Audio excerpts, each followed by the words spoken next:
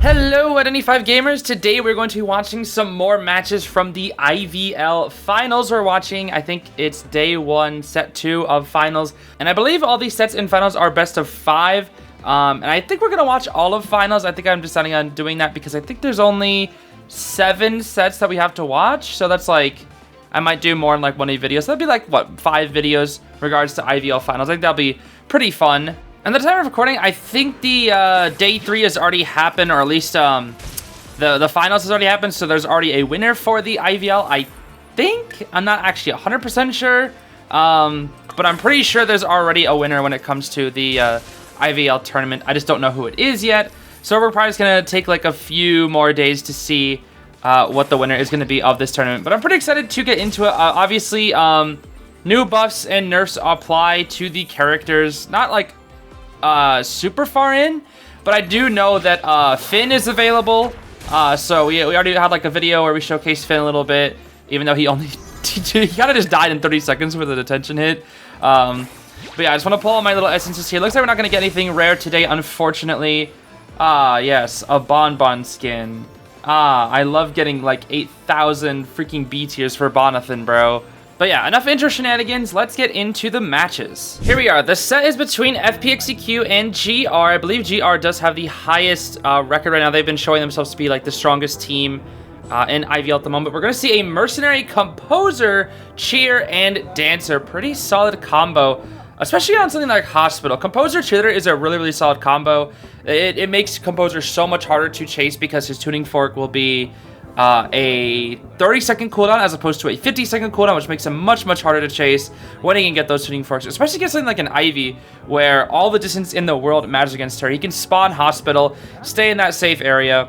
Yeah, Composer has been picked a lot more in IVL because he is the second fastest decoder, but also has like decent survivability, and it seems like people have been considering him as a better option because decoders right now in the meta are pretty solid. Since it's a lot of this meta is just individual kite and Cypher Rush, mainly just like raw kiting, I would even say.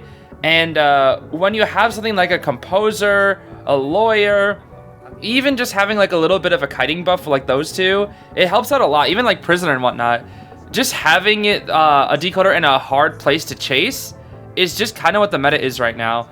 And I was watching Schmitty's stream, and he was saying there's a really interesting thing going on with the meta right now in IVL, and that is that Hunters are kind of dominating, but Survivors are also, like, so much has changed. So much has changed since Koa, and it's only been a few months. That's what's crazy. I think one of the biggest things is that, obviously, like, yeah, decoders are a lot more prominent, but there's the addition of Ivy into the meta. Recently, there's Finn, and Finn's been played a lot. I think Schmitty is, like, already practicing Finn for IVS or something. But it's been crazy how many changes there have been when it comes to this tournament in particular, because so much of Koa was just like the same thing, right? We all thought Koa was just like, that was the meta, right? And not many changes have happened since Koa outside of the addition of Ivy and like some slight buffs and nerfs here and there. But yet the meta has, like, I shouldn't say it's drastically changed, but it has definitely changed a lot more than you feel like it should have. I feel like we should just be seeing a lot of the same stuff that we've been seeing in Koa, but like Gamekeeper is really rare now. Obviously Gamekeeper did get nerfed pretty hard. Oh, that Cheer's about to run into the Ivy. That's funny. Beep beep, beep beep, beep beep gaming. Oh, she vaults into the, ooh, scary. Look at that distance she gets, dude. That is a vault plus beep beep right there. Insane amounts of distance. Doesn't actually cancel the vault. But yeah, it's been crazy seeing like what characters have now become viable. That is 100, so that's going to be 100 for the first hit. That's another thing right there. Do you notice that? I noticed Spencer was doing that in his streams recently. What Ivies have been doing, which we haven't seen them do a lot, is they spook with main body while the like right before they get a hit on the target. So here's the example. What happens is that they force the 100, but they don't swing at their target, because when you swing at your target, they immediately run away and then they get hit. But most of the time, when you're walking towards the Ivy after the 100 has been forced, you're usually looking at her with your camera, right? Because like, you usually don't want to look at an Ivy, but when you're getting hit, it doesn't really matter, right? But Ivies take advantage of that and are starting to spook people right after they force the 100. That way they get an instant 40 and then the hit. That way, like, the main body spook goes off, which main body spook is a lot harder to get than the Yveltal spook. It's just been like a small optimization that I've seen Ivy start to do, and I've already seen Sprinter implement that into his gameplay, but like that's just what I mean, like, right? There's so many little implementations and adjustments to characters and whatnot that I just find to be really, really fascinating. So we are going to see SXY, the mercenary, hide up in here. Going to be rescuing after half, it looks like. That is going to be, yeah, that's going to be after half for sure. Ciphers are actually pretty slow, even though they have the Composer out there. Ciphers are quite slow, even though Ivy hasn't really been pressuring them down that hard. Then again, I was kind of in Yap City there, talking about just how the meta has changed so much, even though it's only been a couple of months. Because, like, remember how often Prisoner was used in Koa? Like, maybe 5 times. Composer, I think, was only used by RVL once. And that was it. Like, he was used a single time. Ivy gets that hit. Yeah, she gets that hit. Yeah, 2 solid hits right there. Not quite the double down, but 2 very, very clean hits. She does have full presence. Now Ivy is a big, big threat here. But yeah, that's I was just saying, like, the meta, despite it only being a few months, it really has drastically changed, because Composer was only picked once, and now he's being picked a lot more. Prisoner, who we all thought was kind of bad, is now like the king of Cypher Rush, and like they just keep putting their decoders that don't have debuffs. Like, obviously you don't pick Mechanic or like Mind's Eye or something, but you're picking Composer, Prisoner, because these two, Dakota and Lawyer, not as much Lawyer anymore, but those 2 characters have been picked so much because decoding faster means that your kites don't have to be as strict and as long, because if in a meta that is individual kite Cypher Rush that honestly relies a lot more on raw kiting and resource management than I would say just straight abilities. Obviously, the abilities do definitely help, 100%. But a lot of it is that raw kiting, right? Because I think, like, I remember people always saying, I think Zeus was always saying that, like, the older Koas were very focused on team support and, like, a game plan between all the... Yep, see, there it is again. He's at 50! He is at 50 right after getting spooked. That is a huge amount of corrosion right now, which is usually not what you see. Obviously, she did that, I think, probably just to force a habit out of it. Not exactly doing it on purpose to settle him down, at least at the moment here. I don't know. I just think this meta is super fascinating with how decoders are just pretty much allowing people to have worse kites. Another elbow pad. Oh my gosh, did he really? I swear he got an extra elbow pad. Did he dig up a chest or something? I swear that Merc got an extra elbow pad. That's crazy. But yeah, just having a decoder on your team makes things really, really scary for the hunter. Because a lot of times you want to chase a decoder, but what do you do when a decoder spawns in a good area? Not many hunters can really deal with, like, really, really strong areas, especially for a map like Hospital. In this case here, 59 on the Composer, so he actually doesn't die just right here. Might force out a blink from the Ivy or some sort of something right here. And Composer, again, pretty solid character specifically for Ivy, because that tuning fork allows him to just get that distance. He can just straight line game just a little bit longer than other survivors could. And because Ivy is so reliant on, like, long cooldowns, so does the Composer. Like, every time you want to go after and chase the Composer, that tuning fork is going to be ready. So he's going to have tuning fork almost every time the Ivy comes after him. So he's actually been seen as a pretty good Ivy counter. Now, of course, when it comes to Opera Singer, definitely not as good, right? Composer's going to get cooked by an Opera Singer. But in a case like Hospital, Opera Singer can struggle in Hospital. It is the most survivor-sided map in the game. I would much rather play an Ivy on this map, which is maybe just another reason why they decided to pick Composer here. Now, the Mercenary did dig up a chest here. Looks like he got a syringe. Probably not going to get the chance to use it. He's going to go down right here. And they do not yet have a Cypher. Ivy is doing a great job of pressuring these Cyphers down. The Dancer and Composer are now... they're both healed up, and they're both working on a Cypher. Not quite moving in for the Mercenary just yet. I guess they want to wait to see where the Yveltal is going to come from. Dancer still does have a slow box, or I guess one box to work with, whether it wants to be fast or slow. And... the Composer, yeah, it makes sense for the Composer to try to finish up the Cypher since he is the decoder. But obviously, Ivy can teleport to him whenever she feels like it. I don't know. I just think the rise of decoders has been very, very fascinating in a meta like this. When the previous meta, I guess, like from... not so much the Koa meta, but like before the Koa meta, it was very much like support-based meta, right? Like, I remember where, like, Zeus was always talking about how he really liked the Clerk meta, since Clerk meta was really focus on support, and now Clerk just like kind of gets cooked. And I think that's what's one of the fascinating things about this game, is that every character has the potential to shine. Now, of course, there are some ones that are like kind of objectively bad, such as something like a Mind's Eye, that are really hard to use in a tournament setting. But even characters that we considered to be bad, like Composer and Prisoner, are now finding that people are finding ways to use them, which I find to be really fascinating. And I think there's also Xerneas has been used a little bit more as well, because Xerneas was, again, a character that was commonly considered to be not super stellar and was really strict and difficult to use. But if you get every single body block with her, she's going to have a guaranteed 3-cypher kite, basically, because that's 4 blocked hits against a single hit hunter. And most of the hunters in the meta right now are single hit hunters. We have Ivy and we have Opera Singer, both of which rely on a single hit. They don't have any chips or any like abilities that do damage, rather. It just has to be their basic attacks. And I don't know. I just been finding that the interesting thing about the meta is that it's not just character changes, it's player changes, it's mindset changes, and it's strategy changes. Because all it takes is for one person, right? All it takes is for one person to believe in a character, and then that will shift, and then that character becomes good in the meta. That's all it takes. Because a lot of the time at top level, you want to stick with what you know, right? If you want to win, you want to pick the meta character. So you want to stick with the pre-established stuff. And what I love... Oh, couldn't get the hit before 100. That's unfortunate for the Ivy. But what I love about what I'm seeing in this game right now is that not everything is objective. Okay, gonna get a down onto the Mercenary here. Ivy's doing a absolutely phenomenal job of keeping people off the ciphers, by the way.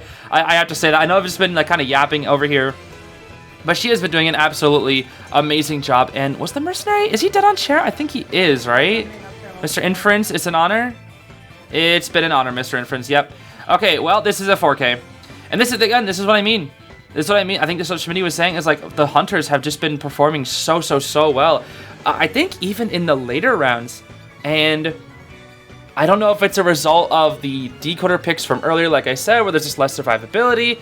I really don't know what it is just yet, because the meta is just changing, and I guess like it's a very experimental stage right now.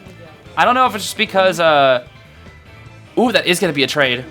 I don't know if it's the meta is in a place where everybody wants to just experiment right now.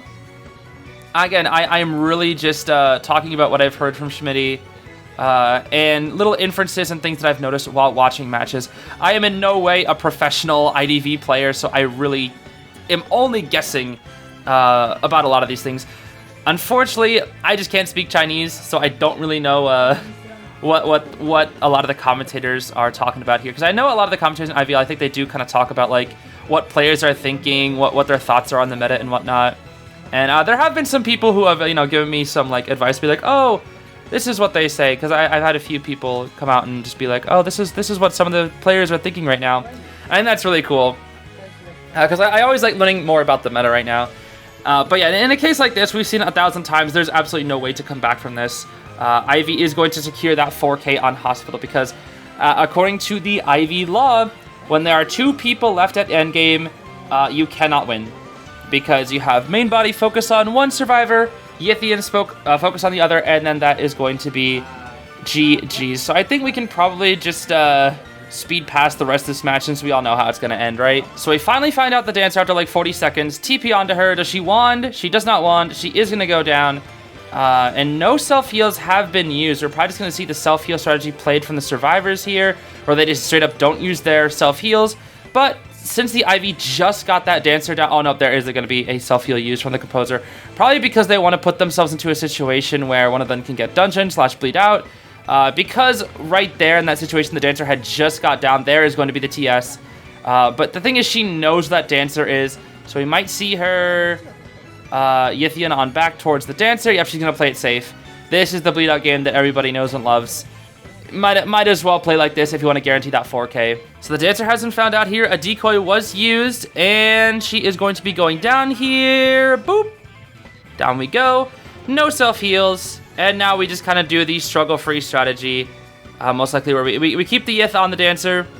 focus on her. We're going to chair the composer, who's trying to hide a little bit here. She's not near the dungeon, and that's got to be GG's. Yep, that is going to be GG's. They just surrender. They know it. They know it's over. They came pretty close, but not quite enough. All right, next up we have DX, one of the best hunters in the business, coming out here for round 1, second half. We're going to see an Officer, Priz, Aeroplanist, Coordinator pick. I think this is a much more consistent pick for round 1. We are going to see, is that Crimson Priestess cosplay? I think it's supposed to, is it? I actually don't know, there's no horns. I don't know what that's supposed to be. But yeah, you can see that DX is going to be banning Composer. He's in a point in the meta right now where he is just very, very scary. And you can see there's going to be no Opera Singer pick from the DX. It's going to be that round 1 Shadow because she is far more consistent on this map than an Opera Singer. We've got a bit of an isolation spawn here as well. We're going to keep our Coordinator safe, spawning her in Shack. Something that's interesting about Coordinator, I think I saw some statistics on a post I saw somewhere, but Coordinator has actually been, I think, I think she's been the most banned survivor when it comes to IVL and IJL. And I think the reason for that being is just how good of a character she is in this meta, which is strange because I feel like I've never considered Coordinator to be a top tier survivor, but I think at this point she probably is. I've always considered Coordinator to be a little bit inconsistent because the gun is very easily played around. Wow, abnormal Ivy from DX, very interesting. And a flywheel tied Officer? Okay, that's another thing. Oh my gosh, there's so much to talk about. Okay. There is so much to talk about with IVL in the current state of the meta. Yeah, so Coordinator, we're talking about Coordinator. So, I always thought Coordinator was like a solid A tier survivor, right? Because her gun is inconsistent, and I'm always like, oh, buff her shooting speed, because it is kind of inconsistent. But the thing is, the gun is a really, really powerful effect. A lot of the time, I'm like, oh man, the Coordinator shoots the gun, and then no distance is got. But the thing is, at least there is some distance, because against like an Opera Singer and whatever, when you like try to rush against an Opera, it's really hard to get like any distance. But that gun at least buys you something, right? It gives you a chance, which I always just kind of, I guess, took for granted. We are going to see a Dazai Prisoner skin. You love to see it. Dazai coming out here, bro. Gotta be a full kite build Dazai as well. Sitting at 59 corrosion. Now he's above 60. Not quite what you want to see here. Because that might be able to give DX a pretty early opportunity for a hit. And he's not going to even need... Okay, missing the Ithian Spook. But not even going to need Blink to maybe down here. Because he's got Abnormal. And I guess he can't use Blink to down. So an earlier hit would definitely help him in this chase here. But Dazai does not want to force it. He's actually looking at DX quite a bit here. DX looking away from the prisoner so they can't force the 100 while behind a pallet. Very smart. Yeah, like the DX with these very, very good optimizations from the IV. 99 though, but now you can't look back. You cannot look back at all. The prisoner's trying to look back and force the 100 at a point where he can hide behind a pallet, but looks like it happens right there. And yep, there's that optimization. Once again, spooking with the main body. It looks like it is... Is that 100% force? I'm actually not entirely sure. Maybe it's just because you're so close to the Ivy that spooking on top of you just kind of counts omnidirectional. I really don't know how it works. I just know that I see people do it a lot. And then that Cypher is going to be brought down all the way to 60. And the Dazai is going to drop down. Ooh, that's a bit of a risky play here. Flywheel from the... Why did he flywheel? Did he try to flywheel to prevent the 60? I think he did. Well, that is going to be a hit. I think he was trying to flywheel outside of the corrosion to get above 60, or stay below 60 rather. But that is going to be a down, and the Coordinator finishes up her Cypher while the... who is that? I actually don't know who that was. But yeah, just talking about Coordinator again, the gun is just so good. It buys so much distance and a chance to transition/rebound. Whether it be after rescue, whether it be during a kite, whether it be the Coordinator self-kiting, whether it be her supporting a kite with the gun is just a really, really good item that you have to respect as a hunter. Obviously, there is ways to counterplay it, but the Coords can also just put the hunter in a position where they just kind of can't avoid it as well. It becomes really tricky sometimes. But because of that gun, and because of her versatility, because Coordinator is just a really, really good rock kiter with the speed boost, or the pallet speed boost / window speed boost or whatever, the raw kiting potential with her fast vaulting, just in general, she's just a very, very clean survivor. And she can push Cypher Rush despite being like a rescue class because she only has a decoding debuff when somebody's on the chair, not all the time. But the flywheel on the Officer is another whole thing entirely. So this one I'm actually not so sure about. I don't know if this is experimentation, because I think I saw some other people memeing about this as well. Especially this, the Officer didn't even use it, right? but I'm guessing it's just because, like, the survivability. I think that's it. It's just to increase the rescuer's survivability, because sometimes rescuers do get chased and they get memed on and lose their tide. So having a flywheel helps, I guess, which is weird because the hunters have just been doing so good right now. And there's going to be a second abnormal there from DX, slowing down these ciphers by a whole lot. But the ciphers has been really good from this team. Are we going to see a gun usage? Not just yet. But yeah, this is what I mean when I say it's really weird. There is the gun hitting the Ivy here, but we might be able to just catch up with that spook. Aeroplanus is pushing these ciphers so hard, dude, with that 2% decoding buff. Really doing the best that he can with these decodings. I don't know. I know I've been just kind of yapping your ears off here with like the current state of the meta and like what my thoughts are. But isn't it just interesting? Isn't it just really fascinating? Okay, I don't know what that was all about. I honestly don't. But it's so fascinating that so much has changed from Koa in just a few months, right? GG is a good example. GG, I know in IVL, the beginning, they were struggling quite a bit. They really were struggling. Okay, DX gonna get a quick clean hit there, it looks like. Can't prevent the Cypher pop, though. Gonna have to chair the prisoner in the basement before he struggles free. And the last Cypher is not gonna be popped just yet. Probably waiting for the stars to get into a better position here. Might force a time recovery or something. Maybe a full presence, hard to say. Never mind, there they go. They just popped. Probably just wanted better positioning, makes sense. This is a trump card Ivy. I just realized DX is actually rocking trump card Ivy because he has that abnormal, but I don't really know why he just didn't opt for a regular insolence build. Not gonna be able to possess the officer there just yet, but does have the main body posted up. Cannot possess the officer. Now you can? I don't know how it works. I think I saw the Yith was able to possess the officer after the third tuning. Is that what it is? I actually don't know. I just remember seeing it. Let's see. Can he possess now? He can. Okay, so I guess it's only the first two tunings that you can't be possessed by Ivy's Yith. Because I know it was like unpossessable at some point. I just don't know entirely how it works. And look at that perfect reaction from the aeroplane, is wasting the full presence from the Ivy, using the jetpack the second he saw that Yithian, and moves away from the circle of corrosion so he doesn't get that full presence ability. And yeah, this is going to be just a draw now. It's just going to be solid draws. And yeah, DX, unfortunately, even though he had that risky abnormal play, it didn't really do much for him. The Cypher Rush still got to him. I think it was because he was... I don't even know what it was. I felt like he had like a pretty good start, chairing on the Cyphers and whatnot. I don't know. Or not chairing the Cyphers, but pressuring them down because like people were kiting on it. He abnormaled a big chunk of the of that thing. I don't know, dude. Are we going to see possess? Not just yet. Okay, it looks like they're trying to bait it here a little bit. But the officer does get rescued by the coordinator, and they're actually... Oh, missing a blink! Never mind, there it is. Okay. Whew. Scary. Does DX know? Oh, DX knows? Full presence? But the flyway from the officer, not that it would have mattered, but he does indeed get out. Only a draw for DX. Dang, dude. All right, GR with a lead here. Yeah, DX does not look too happy about that performance there. Not really sure what else you could have done, honestly. Maybe bring Inso to have full presence earlier? I really don't know. Alrighty, moving on to round 2, first half. We do have a pretty standard team that we're more used to. Psych, Mike, Wildling. I was trying to think of something that like would rhyme with Psych and Mike. And then Cordy going up against DX once again. Betting at the Priestess Anti-CR Merc. Very, very standard bands. Honestly, probably like the 4 most standard bands in the entirety of the universe. But I actually don't know what the map is here. Looks like the map is going to be Chinatown here, actually. Okay. I mean, they banned out the Opera, so you can't play Opera on Chinatown. Ivy is still good on Chinatown, though. A lot of open areas, so you can you can keep line of sight with a lot of survivors, and you can't get mind gamed as hard. Oh my goodness. Now look at what we've got here. Flywheel on the cord, knee jerk on the psych, pretty standard. Full kite build Mike. Flywheel tied Wildling. So flywheel tied, that's like a ranked build. But that's what I mean. You see how these rescuers are bringing flywheel now? Like flywheel tied. They're just not bringing borrowed time. And I don't get it. And what was interesting as well, DX is rocking the same build. He's running it back. He has faith in the detention trump card in or abnormal Ivy, which I don't know what he's cooking, but this is DX. DX is known to be somebody who's always ahead of the meta, right?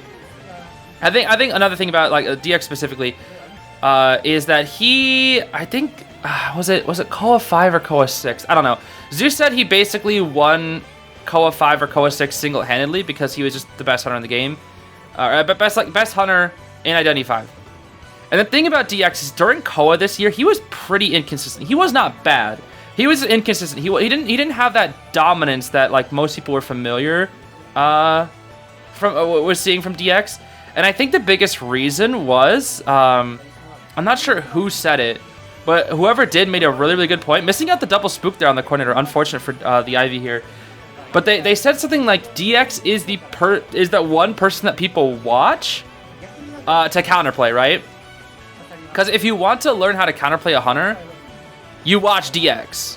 And if you want to learn like what the best strategies are for a hunter, you watch DX. So everybody's watching DX. And I think that's one of the biggest issues that like maybe DX is facing right now, because if everybody is watching you, that means everybody knows your habits, everybody knows your strategies. And even though you are like, you know, the GOAT, if you're the one that everybody's watching, they're going to pay less attention to the other people. Oh, there's the, oh my gosh. What a clean flyover from the coordinator. Was DX getting greedy there? I don't know. I don't really know what happened there. I'd have to rewatch that. You know what? I'm actually gonna go back and look at that. People always said I should go pause and relook at that. I need to see that again. Let's see this. Sorry. So he forces the 100 right here, but he missed. Okay, that's what he missed. The cord flywheeled and then the gun came out. Okay, so that's what happened. Sorry. Typically, whenever those things happen, I don't really like to rewind because I like keeping the pace going. But people always said, "Hey, feel free to start rewinding if you really want to rewatch something." So I think I'll do that going forward if I really want to check a play out again, because I really want to make sure I know what happened. And that was actually a really good play there from the coordinator, taking advantage of the fact that DX missed there and just kind of waiting right over here, knowing that she can't get possessed just yet. Just taking her time right here, probably saving. Actually, I don't know what she was doing. She doesn't have, yeah, she only has Flywheel, not Broken Windows, so I thought she was maybe trying to save up her Broken Windows, maybe vault it a little bit afterwards, but I guess she was trying to stall it out there a little bit. But yeah, one more thing that I forgot to mention about coordinator, longer chair time too. Longer chair time, so if you chase her first, she has those raw cutting builds, and then the longer chair time. So coordinator just has like these just raw stats that are just better than every other survivors. Increased vaulting. She has like a built-in speed boost every 40 seconds. It's not a crazy big speed boost, but it definitely helps. Wow, what a short boar. He hopped on board, then he's like, come on, Pumbaa. Then he said, come back, Pumbaa. Oh my gosh, it's like switching out your Pokemon when you see a bad matchup. Go, Pumbaa. Uh-oh, come back, Pumbaa. Oh boy. But yeah, and then on top of the coordinator's raw stats, she has a long chair time. So she basically has like 3 natural buffs on top of having a pretty strong item.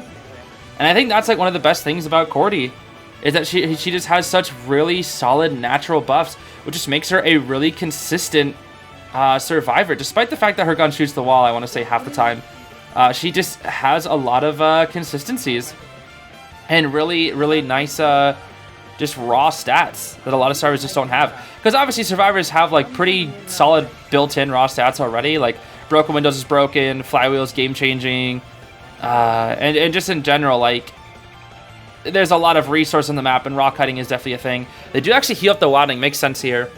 He actually used up his self-heal as well. Makes sense, they just want to push those ciphers. Who's gonna come for last? Probably the Acrobat. I think Acrobat probably be the best rescue. Yep.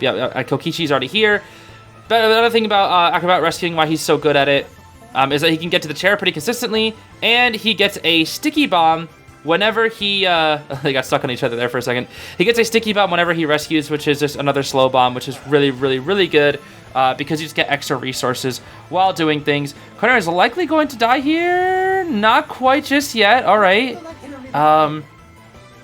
And right here. Oh. Okay, there's your drop down, no attack recovery hit. Very good from DX. And this should be a dead coordinator. Now we're going to probably see DX possess a survivor and then use that abnormal once again. And then maybe we'll opt to switch traits immediately afterwards. Let's see. No, not quite. He really needs to abnormal something, I feel like. He's got that abnormal. He already used it once, but I feel like he needs to use it again. He's just going to be walking towards... Acrobat is thinking about using a bomb. Not quite just yet. Alright. Why did we walk over here, though? I guess that's my biggest question. Why didn't he just teleport? Did he want to save his full presence? We're going to abnormal with a Cypher here. Okay, they don't really have a Cypher that's close enough to being primed, but this just looks like another draw. I mean, these are pre-Ivy nerfs, by the way. You see how the full presence is 38 seconds, not 43? These are pre-Opera and Ivy nerfs still, I believe, even though Finn is in the game, because the tournament servers are still like a month or a month and a half behind, so we didn't get the Opera Ivy nerfs in this specific patch. I believe all tournaments going forward will have them, though. I think. I'm not 100% sure. All I know is that like Finn basically is available now, and whatever buffs and nerfs came with Finn, those apply into this tournament. I don't really remember what they were, but they definitely do apply in this tournament here. Now, DX is pressuring down the last 3 Cyphers. We've seen this 1,000 times from Ivy games, where there's just 3 Cyphers left and 3 people assigned to, or 1 person assigned to each Cypher. But I guess what's interesting here is that DX still has that abnormal to work with, so if any Cypher gets a little bit too far, the abnormal will drop it down ever so slightly, and I guess that's the play. The thing is, I don't really know why DX is running this. Maybe I've just missed a lot of the like late week IVLs, because what I really wanted to do with IVL was I wanted to watch all the matches, but I fell so far behind since it was just such a insane task to do. It looks like Acrobat actually did bomb down to the stairs. Pretty good bomb there. Probably would have better to use a sticky bomb there though, because oh, good flywheel. Oh my gosh. How to use a sticky bomb there? I think that would have been better because the Ivy wouldn't have. Oh, that would have been a crazy play if they got that. Oh my gosh. That was a really good play from the Acrobat. Not quite getting it, but I think had he used a sticky bomb instead of interaction bomb there, it would have taken a little bit longer for the Ivy to come up the stairs. Maybe could have stayed just flywheel out there, maybe, or at least maybe got a better situation after the flywheel, better positioning. So lots of good plays being made by the survivors and the hunters here. Going to be possessing onto the wildling, and not quite going to be getting him off the side. The thing about wildling is you got on the boar. You force him onto boar. The second he gets off boar, you could go rescue, or you could go teleport to his Cypher. I mean, it doesn't look like they're gonna, but you could. Possessing the psychologist now. Yep, full pres, and that's a hit. This is what I mean. Ivy's full pres is so strong, and we have normal once again. It doesn't do that much, but it does do something. The wildling does get the rescue off on the Acrobat here, and they are gonna be pushing that Cypher. Gonna be sharing the psychologist now. So yeah, DX definitely does have a chance to win. Another thing that I should mention that Schmitty was talking about on his stream is what the Hunters' strategies have been a lot more of recently, where they commit to one person, like commit, get them down, and then they drag out the game. And they eliminate everybody's resources. The thing about that Schmitty was complaining, I think, about when he was practicing for Finn, is that he was like, everybody in IVL is putting all their resources into characters, like Survivors specifically. Survivors with strong early games, but horrible late games. For example, Psychologist, Finn, anybody with like a resource that depletes pretty quickly, they love investing in those, which is weird because you would think that's kind of the meta, right? You spam your best items, you make sure you don't get caught, you make sure you try to get those 3 Cypher kites, because if you get a 3 Cypher kite, it's basically guaranteed draw, unless the hunter makes like some crazy plays and comebacks, or if the survivors mess up, of course. Oh, a messed up teleport from DX, that might actually be huge. No? Wait, that's gonna be hit on the psychologist anyway. Okay, the messed up teleport didn't matter. I guess it's just because that was a bit of an awkward tablet, just in general. Not the best place to have that tablet there. Abnormal is available. We might be able to see DX get to Heart in time, and Abnormal the Cypher. Let's see, it's going to just barely be ready because that Wilding has that slow decoding. Not going to do it just yet. Interesting. Are they going to opt to... Is DX going to opt to prevent the rescue or the Cypher pop? I feel like you want to prevent the Cypher pop every time, right? Cypher every time? You do have Abnormal. You do have it. Okay, there it is. Yep. He flywheels it. He flywheels the full presence, though. Okay. All right, go back and Abnormal, right? Go back Abnormal. You need Abnormal. I know it's only going to be like a few percent, but it definitely matters. Yep. I think that's why he brought Abnormal. I think this is why. Because Ivy always finds herself in these situations so often. But the thing is, without Abnormal, she does end up losing it. Because the survivors usually do pull away in the end. And this is what Schmitty was saying. The depletion of the resources over time is what they want. Psychologist is going to whistle to the Acrobat and game end herself? That's actually kind of crazy. Do they really want to commit to something that hard? I don't know. What are they wanting the Acrobat to commit to? I don't know. Again, I guess Wildling is a good case of a character with a rechargeable resource, but especially when it comes to like the later rounds, they start running out of it. Oh, and the Psychologist actually getting found out, and because she used her whistle to the Acrobat, she is going to go down, but they should be able to pop here, but this is 2 survivors at endgame. DX is not quite set up, doesn't have IV Law set up, but it can be done. He does have Yith and main body near the... Okay, now he's basically set up. So in a situation like this, there's no way they should be able to win. Now, of course, they do have a Wildling as one of their characters, a character that does have a pretty good endgame because his board does recharge pretty fast.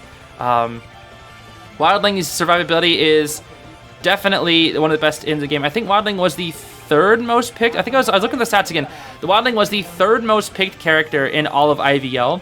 And again, the reasoning for that is he has the best survivability out of everybody in the game. He does, without a doubt. Wildling has the highest survivability because Boar is literally broken, bro. It is unchaseable, which is interesting. Another point to make because Wildling, in previous metas, was considered to be really, really bad. And right now, I don't know if I would say he's, like, again, an S tier, top tier, or whatever, but he is 100%. At the very worst, he's A tier. At the worst. There's no way. In a meta like this, at the worst, he's A tier. Obviously, it is a little bit team comp dependent with the Wildling because you can't just, rock Wildling and then a bunch of other, like, slow decoders. Because, again, Cypherus does matter. And in a meta like this, it really, really does. But also, survivability does matter, too. So it's like, it's finding the perfect balance, right? Especially finding the perfect balance when Band and Pix are a thing. Finding the perfect balance when there's the Hunters. It's what makes this game so freaking fascinating, dude. And I know I've just been... A lot of this video has just been me ranting about the current state of the meta as opposed to just focusing more on the games. But, I mean, it's IV games, right? We've seen this like 1,000 times before, right? So I feel like I have a little bit of room for my ranting, and then we can focus more when we got some Hunter variety, I feel like, at least for the later rounds. Now, Acrobat is pretty much cooked here. The Wildling has no self-heal, so, yep, it's only a matter of time. So DX actually getting the run back here with this game. Gonna be able to win it out in the end with the abnormal detention trump card build. And this might be it. If Hunters are more consistently getting downs without using Blink, and it's working, an abnormal might be like the meta going forward for at least some of the meta Hunters here. And yeah, because she does no longer have detention, you're just gonna have to go for that little trick right there. And look at how consistent that trick is. You know how I was talking about it earlier? How you use the main body to spook right before the hit happens? It's so consistent. It is extremely consistent. They do get the rescue, but the Wildling was hit during his boar animation. It's going to cancel the boar animation, and the Acrobat is basically going to go down right here, swapping to the Blink, showcasing that, yep, I do indeed have trump cards since that abnormal is not necessary anymore. So DX getting that 4K that he wanted last round. Much happier with that result. Probably a lot easier to do on a map like Chinatown than it is Hospital. I can see him smirking there a little bit, yeah. Much better played from DX this time. And I'm a little bit happy about that because that build seemed like something that he was quite confident in, running it 2 times in a row. Next up, we got... Is that a Coordinator cosplay? Or is that a Naiad cosplay? I think that's a Coordinator cosplay. I actually can't tell. Anyway, we're going to see an Ivy ban this time, so don't worry, guys. You're not going to see 4 Ivies in a row. That would be kind of insane. But Opera is going to be coming out since the Ivy is banned. And N1E, obviously, extremely good Ivy. Might be the best Ivy in the world. I actually don't know. But we got Wildling, Mage, Anti, and Gardner as the Survivor team going into round 2, second half here. Taking a look at the spawns, it looks like the Wildling's mid, Gardner in the hotel, Anti in the connected area, and Mage in restaurant, Opera spawning tunnel. So yeah, this just seems like a standard Opera comp. Probably going to end up in a draw depending on how things go. So yeah, this is a lot more stuff that we're used to here. We actually do see 2 Sui builds out here. Full kite build Mage, Tide Knee-Jerk Gardner, Borrowed Tide on the Wildling. I think Anti just had Knee-Jerk, right? Not Flywheel? I think that's what it was. Opera also running the standard detention trump card Blink. So a lot more stuff what we're used to here. Another thing that was mentioned by Schmitty when I was watching his stream, at least just in regards to tournaments and current meta, is there's still a lot of Sui builds, a lot of no borrowed time builds. And I don't know if it's just like high experimentation or if it's the safety net or whatever. I don't know what it is, but I feel like you can never like predict all scenarios, right? But I almost wonder, now that this is just me guessing, this is just like a possibility, right? This does not mean it is true. But I almost wonder if game plans are getting so good and predictions are getting so good in the like pre-game setup that they're opting to put Sui builds on certain characters. Oh, I messed up dash here. That's going to give a really good chance to the Gardener transition here. You really don't want to mess up these dashes when you're an opera singer. Should be a hit right here, though. I think the Gardener actually respected the opera singer a little too hard there when she definitely had the opportunity, especially after the mess up dash, to get to that pallet. I'm not entirely sure why that happened. Bubble is here. Doesn't get the bubble in time, so she is going to go down. This is a pretty fast down, actually, considering this is Hotel. Not even forcing out the blink. But when it comes to characters that have borrowed time or not, theoretically, I think it's hard to say. But if you are playing, I guess it also depends on what you're playing for. Oh my gosh, re! But I feel like technically only like 1 or 2 characters need borrowed time, right? A rescuer that needs to go in for the chair, and then the person who's on the chair. So technically, like, if your game goes to your plan, only 2 people need borrowed time, not the entire team. Obviously, this is a competitive setting. This is only like something that could apply to competitive, and this is just a theory. This is my MatPat game theory. Oh, hello internet. Welcome to IDV theory. Today we're going to be talking about why borrowed time is overrated. Obviously borrowed time is so broken, and I still think it's pretty good to have on most survivors because it is just the most consistent trait in the game, and you kind of have to respect it all the time. But again, it's just like I don't know if it's just the teams thinking that they can get away with it, thinking that their game plans are good enough, because I feel like you can just never predict every situation, especially with a small amount of time that you have to prep for each game. So I really don't know what the reasoning behind it is. Why so many characters starting to bring like the Sui builds, like the Sui like the flywheel tides with the rescuers, more consistent full kite build characters. I mean, like we know this was common beforehand when it came to oh, a slow vault, unfortunately, from the wildling. Gonna make him go down. That's gonna be a stuffed rescue. That's probably a 4K here now. But it just makes you wonder, because I know during early opera comps there were like a lot of teams with no borrowed time. But like as the teams got comfortable, we started seeing like maybe only 1 character, at most 2, with no borrowed time. And even then, like a lot of the strategy against opera was also just like double tide, and now that has become not old fashioned, but it's become like not one of the only strategies now where it's not just only double tide. I think it's becoming a little more popular recently again, but it's not like the only strategy, right? A lot of it is just like full borrowed time, 1 tide, and like the rest is just like flywheel knee jerk, whatever the teams feel like going. And that flywheel was completely pointless. We love flywheel, guys. Yep. And yeah, I don't know. It's just really making me wonder, like, especially on characters that have like pretty good survivability already, like Aeroplane, as we've seen with full kite builds, flywheel tide on like a wildling of all things.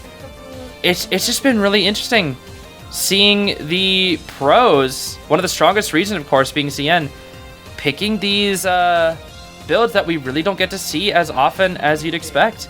So yeah, now Antiquarian looks like she's going to be taking the kite here. Does indeed have knee jerk, not flywheel. Kind of stuck in this little area here. Yeah, pretty much forced to take a hit with Opera's speed and the optimized dashes here. It's going to be really hard for you to vault anything without getting TS'd. Now, we do have a potential stun, but using the terrain to your advantage, hiding behind it and making the stun miss. Going to be a very, very fast down onto this Antiquarian. Only like a 20-second kite here. Obviously, full presence, Opera Singer is super, super fast. She does not have that nerf to where her full presence is a little bit slower. Maybe that could help out in the future when it comes to kites. I don't really know. And I do think the Opera and Ivy Singer nerfs are going to impact the meta changes that we've already seen so far. But I've yapped enough about the meta and like all the things that have just been happening in it recently. I just find it to be so fascinating. I don't know. I really do love this game. I really do love its meta. Another baited swing. Another reason why I think Antiquarian can be really, really hard to play right there. I don't know what it is. I've been hearing a lot of people say Antiquarian is like brain dead and broken and free and no skill. Personally, I think she's really hard to play, like consistently, because it takes a lot of patience to not just swing right away. Because if you get a swing baited, you're taking a hit, because you're standing still. You're keeping yourself open. So if the hunter predicts it, you're just cooked. And I know you can like swing multiple times, but at the same time, like if the hunter just plays it patient for all of them, it can be kind of tough. I'm not trying to undersell Antiquarian's abilities or anything. I'm just trying to say that she does require some skill to play. She is not just like a haha unga bunga, I run towards you and stun. She actually does like, oh, that doesn't reach. That's crazy. But she does take a lot of effort here. And yeah, like I said earlier, because of that stuffed rescue, that is going to be a 4K here. They do actually not have a final cipher. And you are chasing Wildling, which is a little bit funny, which gives time for them to, you know, get that cipher done. But with a full presence Opera Singer, you are super, super fast, and you should be able to hit this boar here. Kind of crazy how fast boar still is. All you need is one little hit here. And yeah, I can only imagine just like how big of a pain in the neck it is to just be chasing these freaking Wildlings here. We might see a teleport here from the Opera Singer. No, not quite. All the ciphers are around in that area. She's looking around, doesn't see the ciphers moving at all. I think at this point we got our favorite slug out gameplay here. But yeah, see how these round 1 and 2 hunters are just kind of getting really consistent 4Ks. It's just like they've just been optimizing everything so much. The survivors just haven't been performing as well, which is weird because so many adaptations have been made to the survivor pool, and I really don't know if it's just experimentation or if it's just because like the old plans aren't working as well anymore. There's going to be the flywheel into the vault. The flywheel actually coming in clutch there a little bit, but then you're going to have to kite this out with a single wand and no more knee jerk. There's the wand being used. Oh, but that should be a down. Yep, no more flywheel. Knee jerk on cooldown. And everybody has used the self-heal. Actually, the Magician has not used the self-heal, but now you can go after your Wildling for free. He's got no self-heal. You down the Wildling after boar, and then boom, you win the game. Yep, here we go. Here's going to be the kill onto the Wildling. A TS to add some insult to injury there. TS onto that Wildling. The Mage actually does pick up a syringe. So that might actually change things here a little bit, but you're going to need the Wildling bleed out for 4 minutes, so it's not going to change that much. Okay, so the Mage is going to hide out in the corner. Opera Singer is getting pretty close. Oh, yeah, but Opera Singers know that people like to hide in corners now, and that's going to be it. Yep. Oh, they just surrender. Actually, they're not going to do the bleed out strategy. Okay. Well, that's nice. I can appreciate that. So, guys, remember what I said about Bot Tracy mechanic earlier? I take it back. I take it back. She's being played. And I don't know why. I'm not sure. Obviously, Opera and Ivy are being banned, 2 most broke queens in the game. We got Cheese, Mech, Priestess, and Psychopath going into round 3, first half, while the fish is coming out here. Good old Grace, good old Naiad. We're going to see the isolation spawn strategy here, probably one of the fish to spawn up in the top left, but that also leaves your mechanic a little out in the open. Oh, she's going to... Huh? She's not even near anybody. Why spawn there of all places? That's weird. We got some builds out here. Priest and Psychologist we can ignore. That's standard. Same with Cheese. A flywheel tied mechanic. By the way, tied mechanic used to be pretty popular. And I still think there's potential for tied mechanic because theoretically mechanic sucks. So like you have your bot decode, you have the mechanic rescue because she decodes slower. And then like boom, that technically works. Obviously it's just the fact that mechanic can't do anything after she gets the reds because it's a free double down because she has no answers unless she's like full kite build, but she has that flywheel, so I mean maybe. But it's gonna be the fish with a warp ability instead of blink. Warp detention inso. Now I haven't seen enough top level fish gameplay after warp has released, but I still feel like blink is the more consistent option for her, and maybe even patroller as well. I feel like patroller is more popular in ranks though. I don't think patroller knight is very popular in competitive because patroller is only really good I feel like on Dream Witch. In this case we are gonna see rage and impact for this fish as well. Why those 2 traits? Doesn't have any giant claw or anything, which is strange. Now, Mechanic does have her bot out somewhere hiding. I'm not entirely sure where it is. But starting off with a great kite here. The basin is not even here at Shack. She's going to have to mind game this pallet here. Ooh, the fish disrespects it, but the Mechanic also just walks straight through. Okay. She's going to force 52. Wait. Okay. Okay, that was clean. That was clean. She forced the basic hit, as you want to do. 58 water. Wait. Oh, that was a clean warp. I don't know if it would have worked if it was anybody but Mechanic, though. That's the thing. I think that might have missed if it wasn't Mechanic. But because it was Mechanic and Mechanic has slow vaulting, I think it's... Is it 10% vaulting debuff? I think it's 10%. I'm not entirely sure. But that's fine. Because now the thing is, Mechanic better have snooze. You always have snooze on your mech. And the bot can decode. That's one of the fundamental things about Mechanic and why she can be broken still. Is that I feel like Mechanic is always best as a first chase for the survivors. Because even if she's on the chair, she can decode. Which I feel like is something that leads to like guaranteed draws. I feel like Mechanic is like the draw survivor. Because you have your mech in a place where the hunter can easily spot them.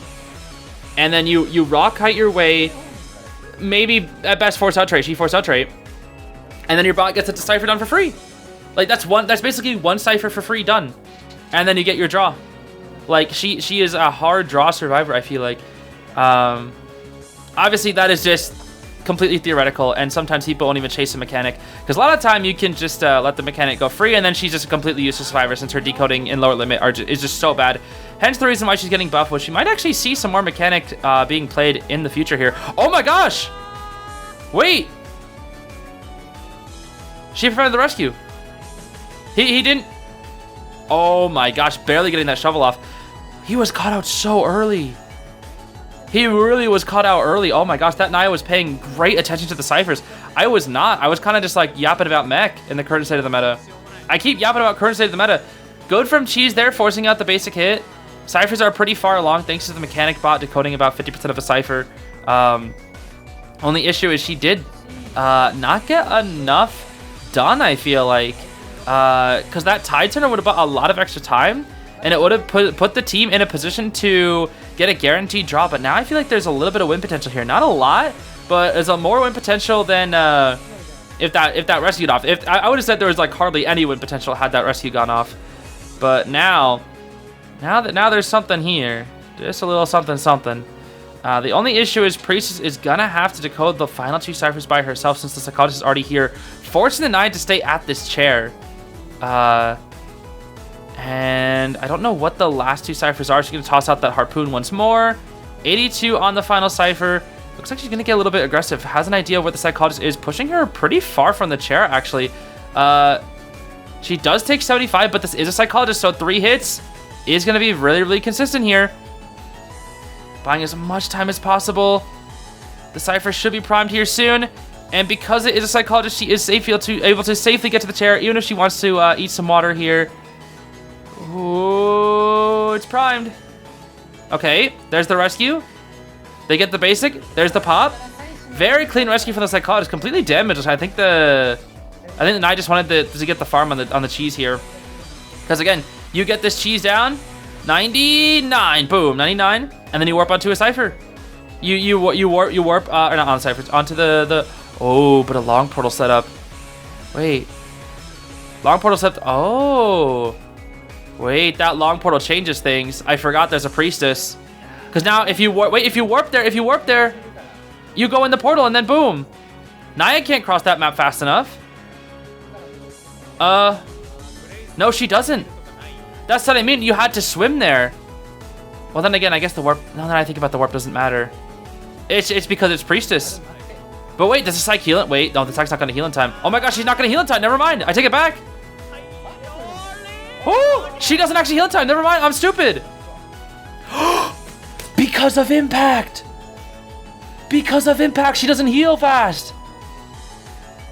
Oh my gosh. And because the psych doesn't have flywheel, she gets a win. The psych, I don't know what the Psychologist persona was, but she might not have had the thing that makes you self heal fast. When you're on the flywheel path, obviously you have it automatically.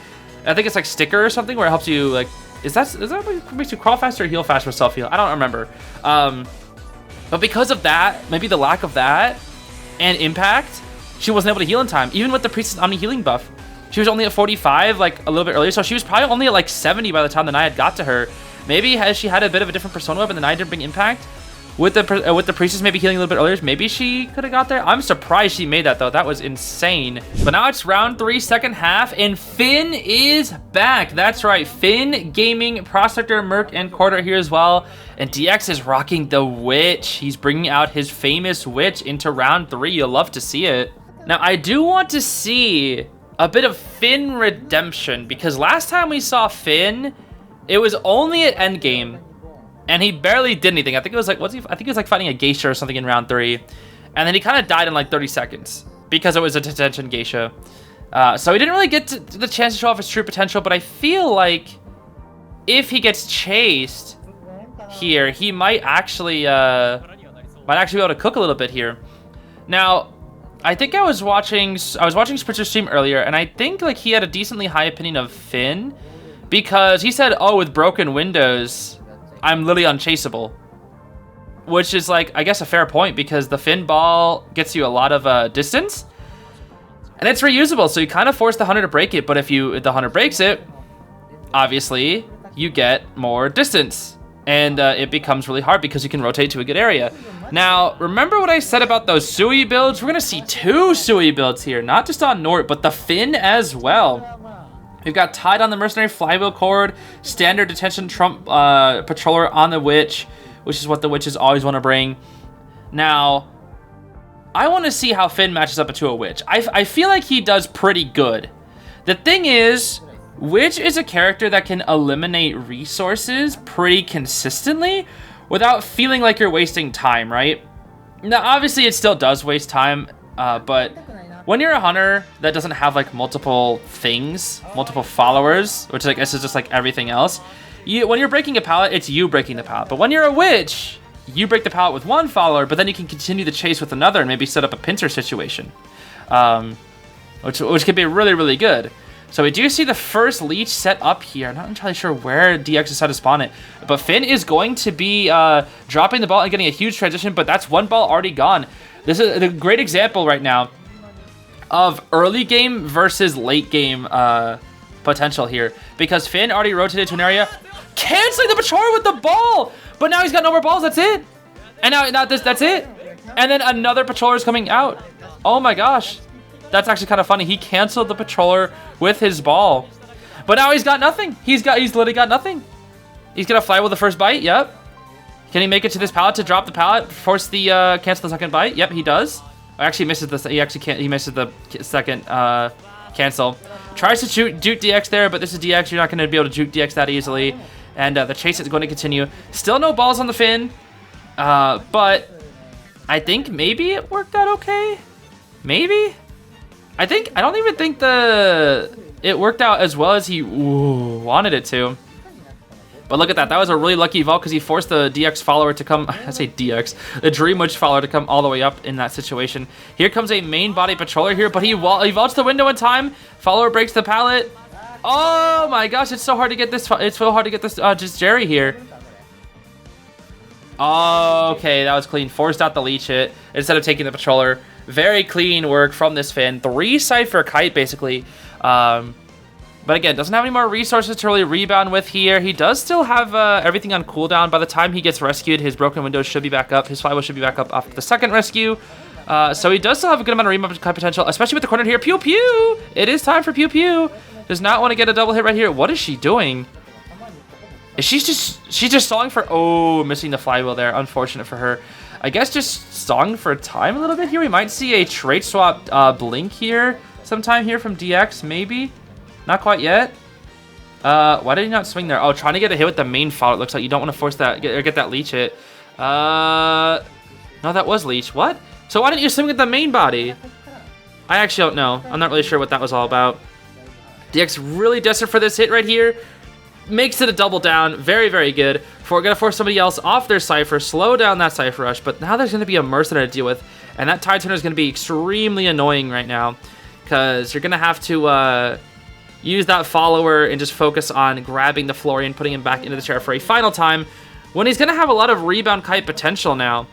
Even though he has Tide, he does have that rebound potential now with full resources, as long as the Merc can get a pretty clean body block here. So the Tide might outright be a little bit useless. Waiting it out here a little bit interesting. I'm not entirely sure why we're waiting it out so much.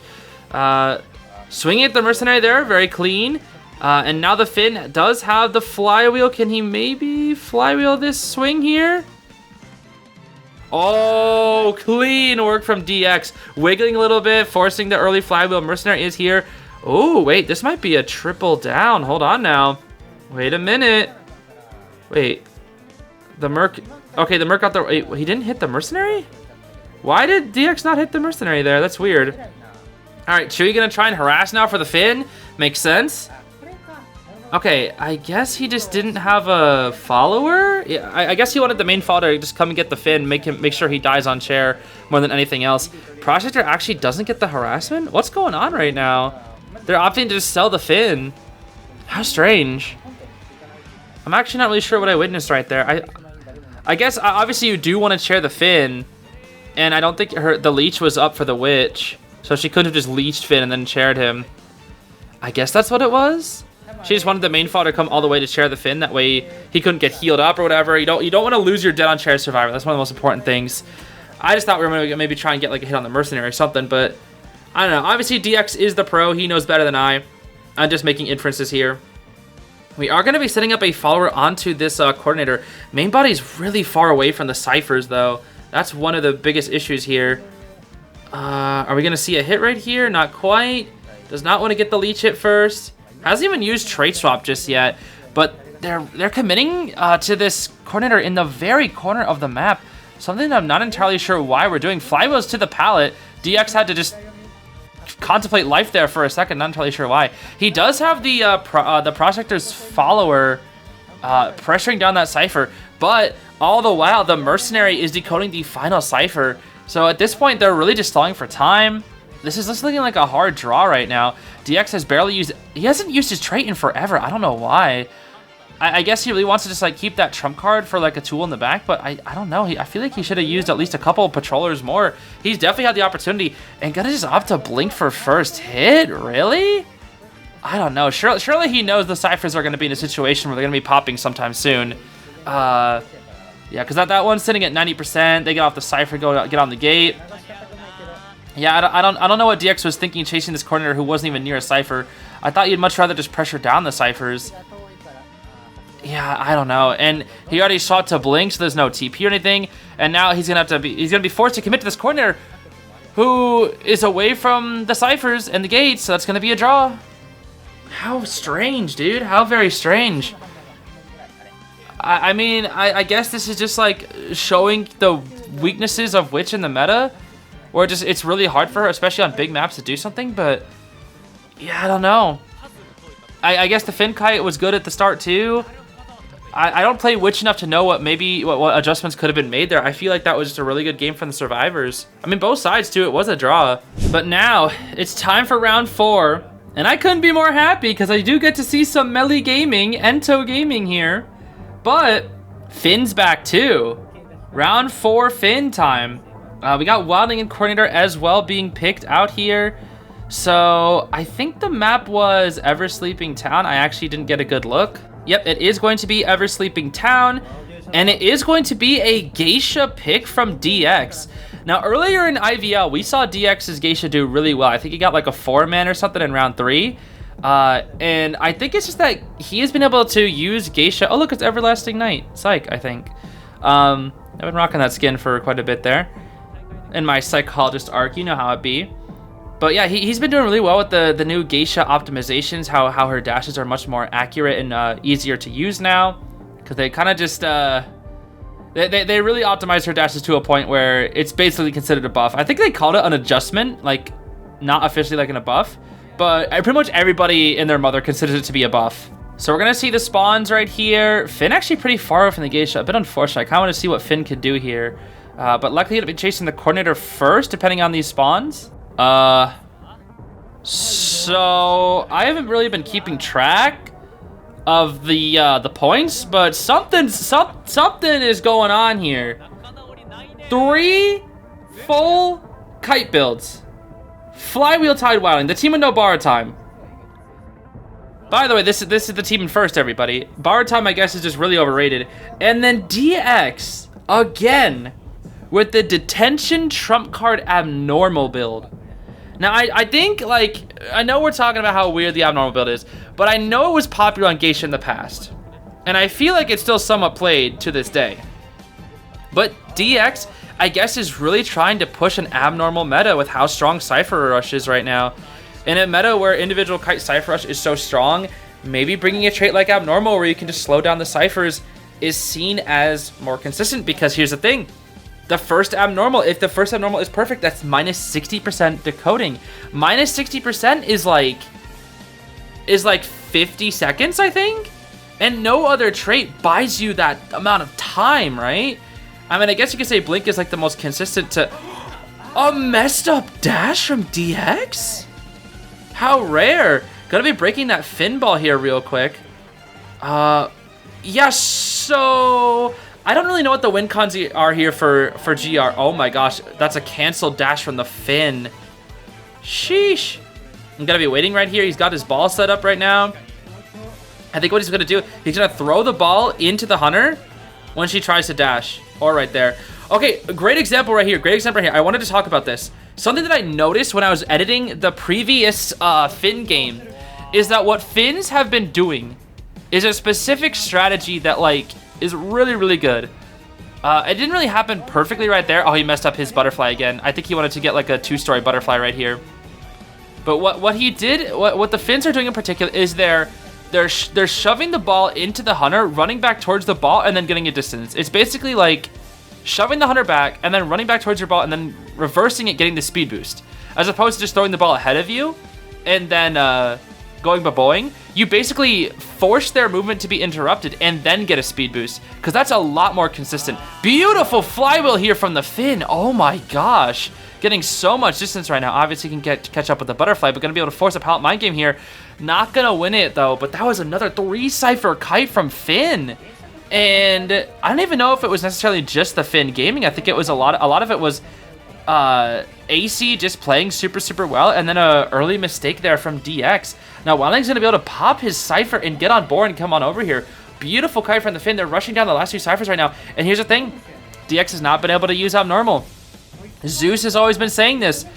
Abnormal is not a good first trait because it relies heavily on the survivor dying or kiting near a cipher.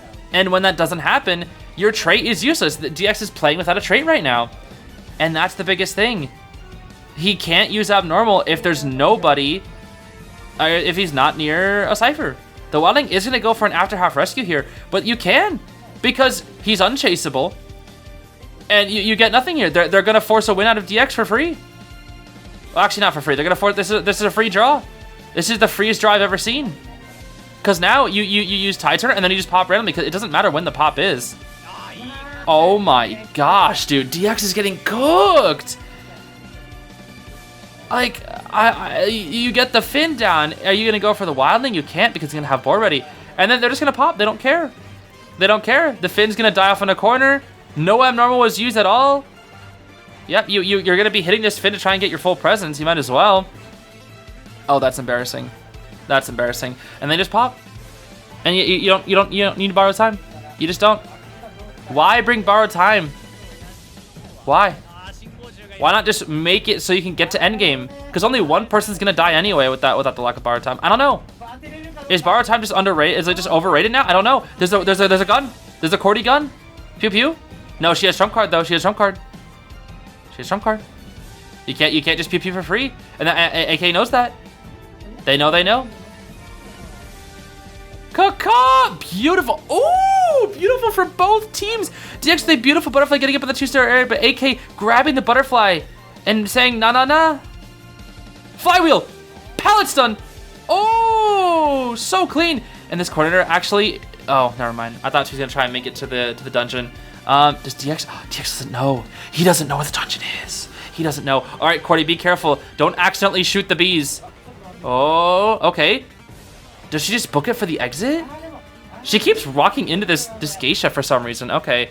Well, the thing is, you can't... Oh, DX dodging a little bit too... You excitement here. Yep, you swap to excitement. Okay. And now... You try to get the pallet boost.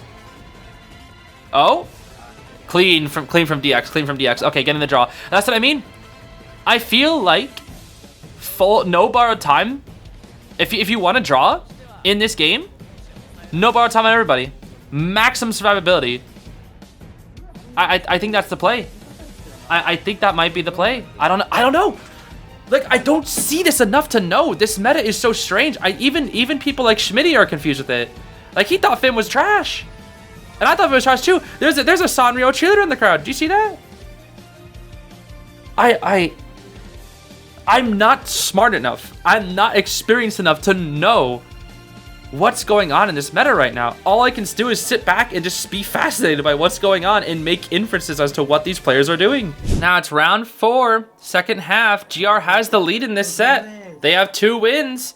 I think if FPX.ZQ needs a 3 escape here, I believe. But because they're playing N1E's Naiad, that Naiad got a win last time. Seems pretty consistent at getting draws. FPX.ZQ needs a win. Otherwise, it's over. They won't be able to win.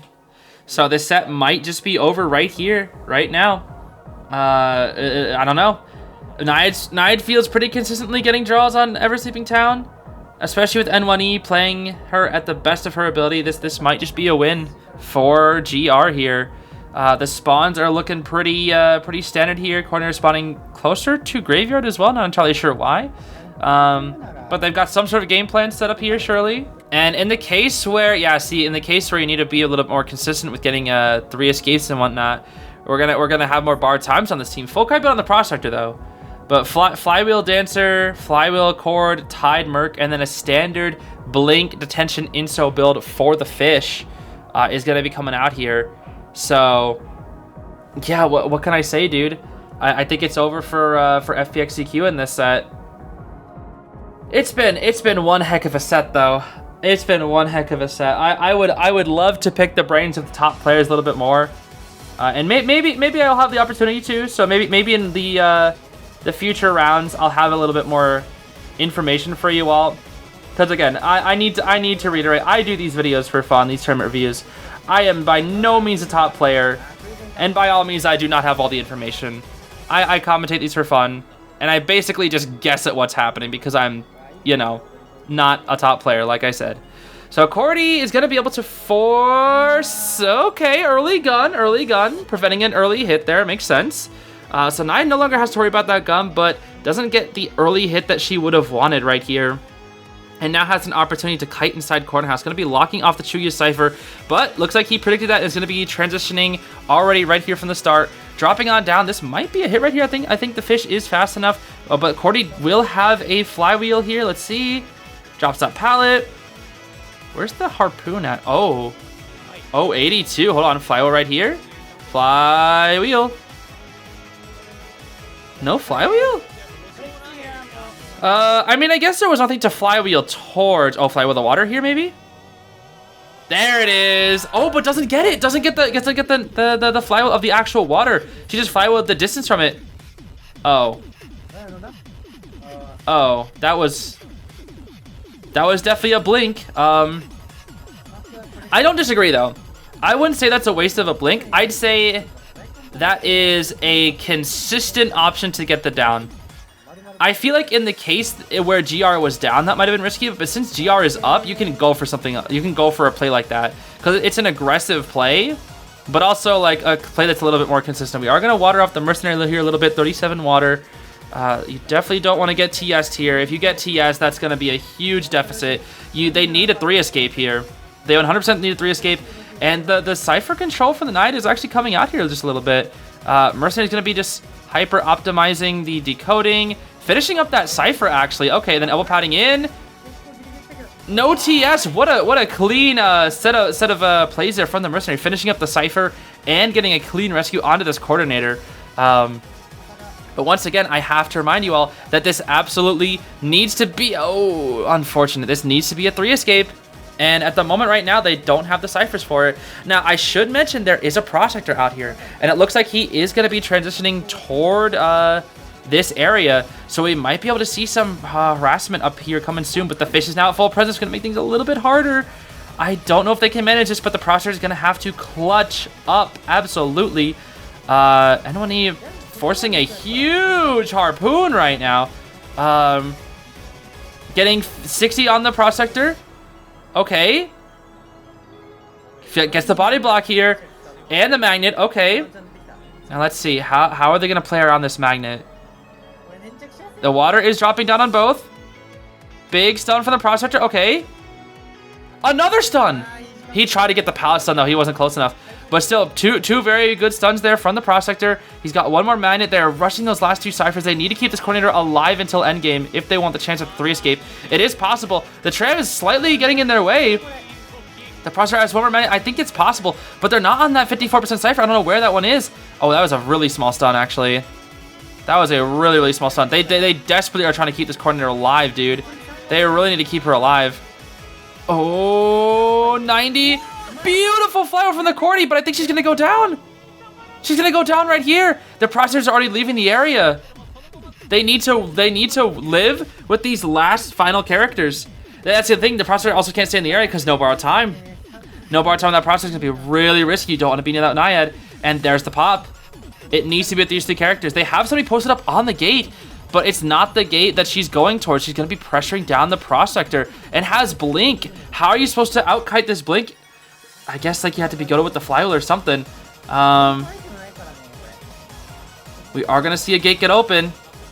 But 2 people are rotating to Graveyard for some reason. I don't know why. Both the Dancer and the Processor are stuck in Graveyard. And with 1 clean Blink, this set's going to be over. All it takes is 1 clean Blink. These guys both have flywheel, but oh, she forced it out. Beautiful patience from the Naiad, and that's the thing.